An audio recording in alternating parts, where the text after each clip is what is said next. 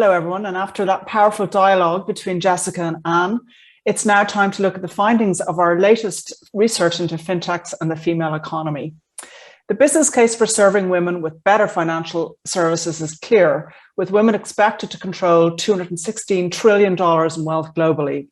Alliance research in 2020 showed that fintechs are largely myopic about the women's market. The vast majority don't look at the women's market, don't size it or track their KPIs by sex. In fact, the research found that those that do track performance indicators by sex, that the business case is very compelling. 64% of them found that female customers have similar or higher usage rates than men, and likewise, that lifetime value is similar or higher for women. This year, we set out to understand the money left on the table by not being gender intelligent. And it's my pleasure now to introduce Shilpi Shastri, research and technical advisor at Consumer Centrics, who conducted the research for us. Shilpi, welcome. Thank you, Inez. It's a pleasure to be here. Thank you. So let's start off. What does the state of play look like for women as users of fintechs, and what are the main drivers of the gap? Yeah, we know from the fintechs and GSMA data that the gender gaps in mobile phone usage or formal account ownership already exist.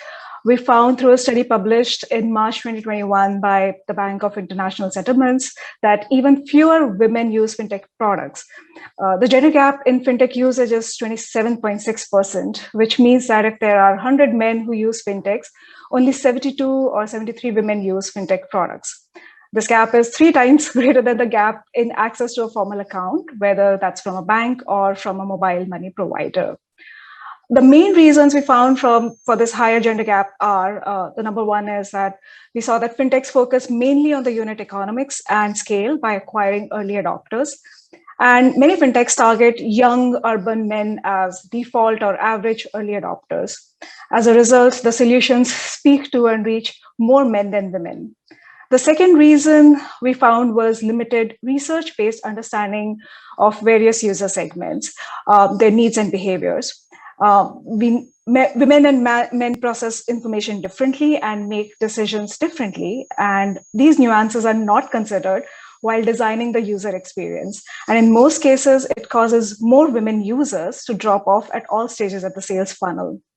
Lastly, from the investor side, the gender lens is either missing or it focuses on women's representation in companies, leadership, and staff from a diversity and inclusion perspective. Not many investors analyze the business metrics with sex disaggregated data to understand the women's market opportunity. Wow. So the research found also, I believe, that if conversion rates were equal for men and women, it would increase revenues by up to 70% for fintechs.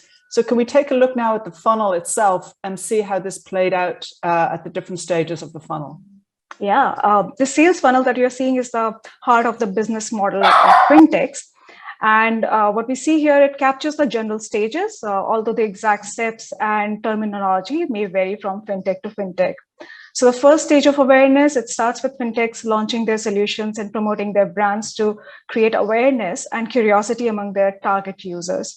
If the language, imageries, or messaging in the advertisements do not resonate with women, they will tune out and not visit the website or app's landing page.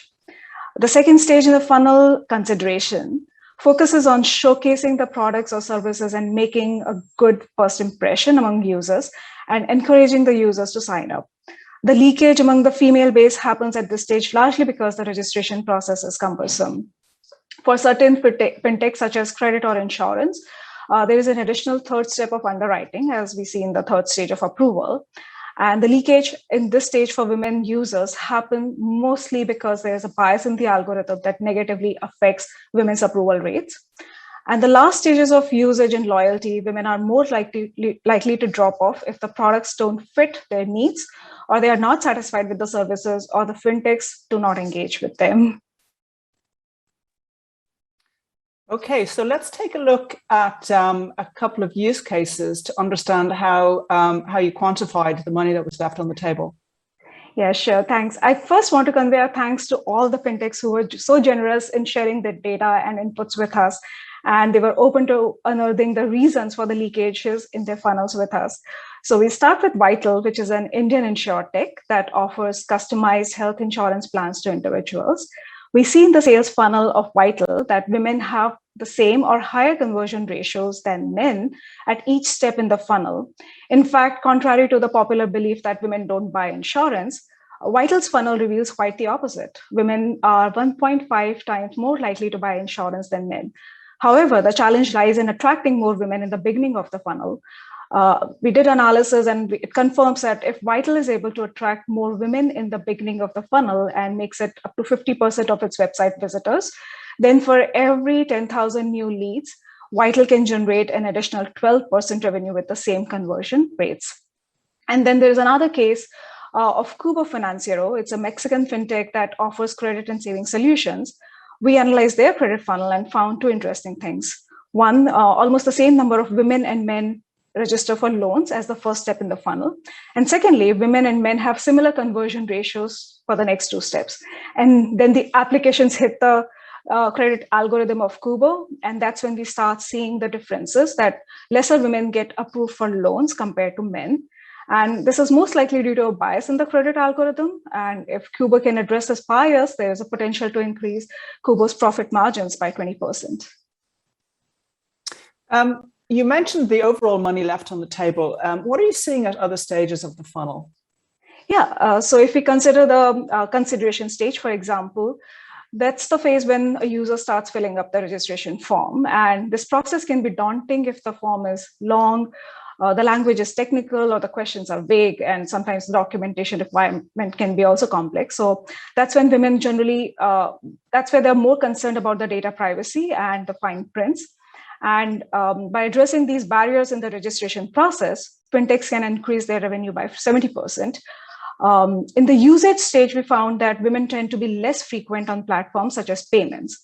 And fintechs can increase their revenue potential by 15% if they engage more with their female customer base. And in the last stage of loyalty, we found that if women customers are satisfied with the products, they provide more referrals, and overall, they generate higher lifetime value compared to male customers. This is an opportunity for fintechs to increase their organic customer growth rate by 50% through harnessing the power of female referrals.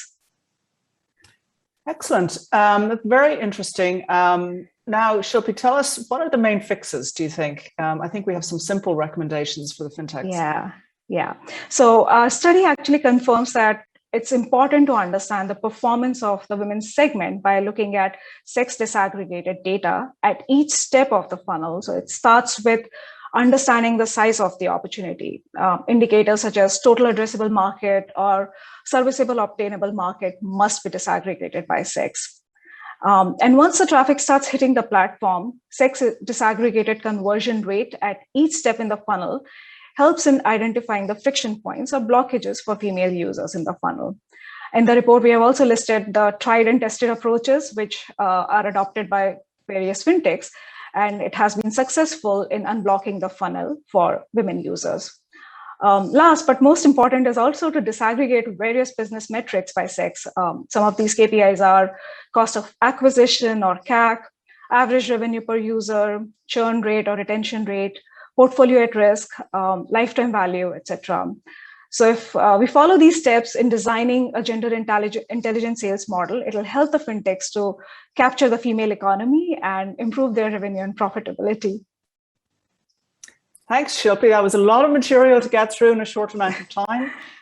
For our viewers today, you can get a copy of the report by scrolling down on your screen. You'll find you have a link to download the report. We encourage you to tune into the next set of panel sessions, which are taking a look at different verticals. So we will have 4, credit and lending, wealth tech, insurtech, and payments, during which we'll take a deeper look at the sales funnel, making it gender intelligent. So thanks very much. Thank you. Yeah.